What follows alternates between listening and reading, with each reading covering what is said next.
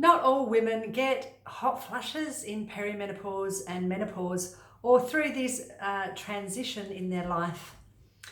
So it seems that about 70% of women, sometime through this transition, whether it's perimenopause or menopause, may experience vasomotor symptoms, which are hot flushes and night sweats at some stage, but it doesn't mean they're going to get them the whole way through.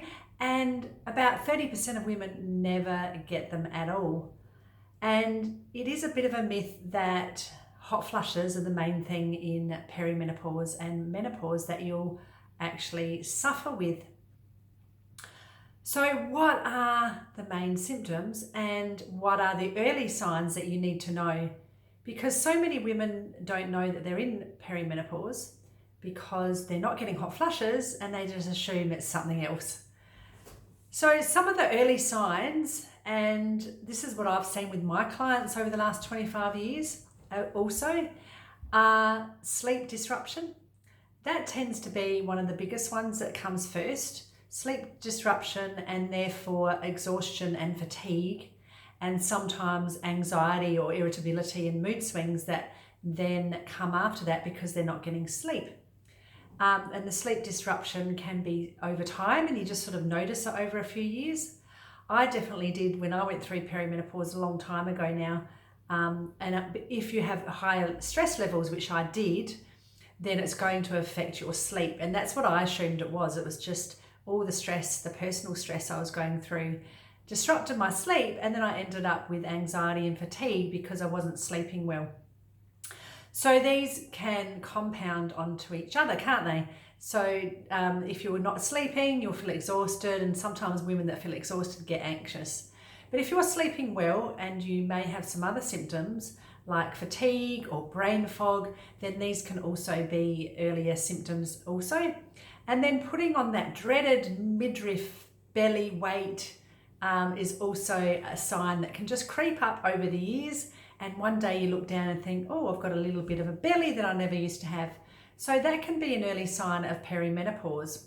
And even the fact that your period might be getting a little bit lighter or a little bit heavier, and sometimes you might get headaches. A lot of women start to get symptoms that they never had before during their menstrual cycle, like headaches or breast tenderness or premenstrual tension or premenstrual syndrome, where they might just get moody and anxious and have cravings for foods that they've never had before. This might start happening, and it might just be, something that you dismiss or think, oh, everybody gets this, but it can be a sign that your hormones are fluctuating and changing, and it's an early sign of perimenopause.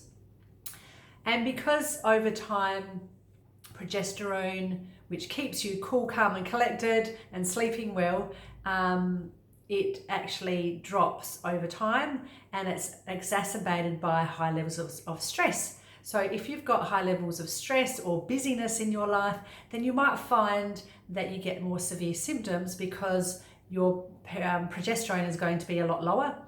And this can also mean that your body doesn't clear this excess estrogen when you getting estrogen surges very efficiently when you're under stress.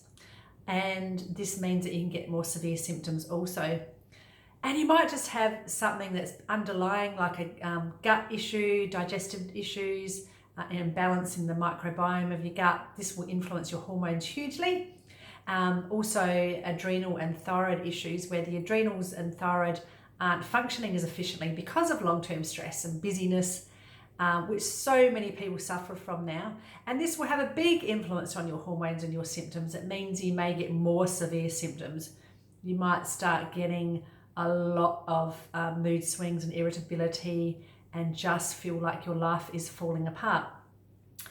So if this is you and you would like to know what to do naturally, then I'd love to see you on my next free live masterclass. I'll put the link below. It's coming up very soon. I'd love to see you there so you can find out how to thrive naturally in perimenopause. I'll be sharing my proven system to thrive through perimenopause, and I'll be talking about the three main hormones, which are the three main culprits that are causing and contributing to your symptoms and what you can do about it naturally.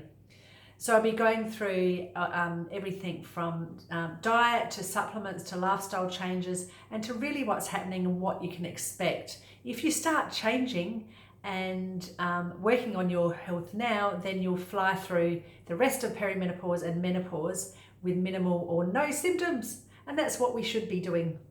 So many countries do not have, like, you know, Japan and other countries that don't have symptoms. They tend to have a lifestyle that's healthier and a diet that's healthier.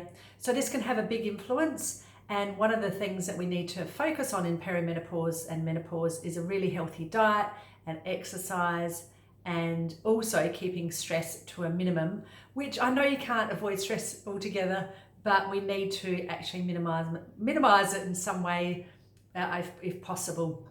So this is something I'll be going through more in my masterclass also.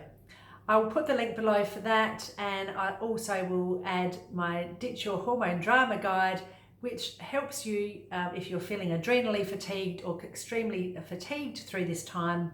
It will help you fly through perimenopause with my natural tips in there to help you through this stage.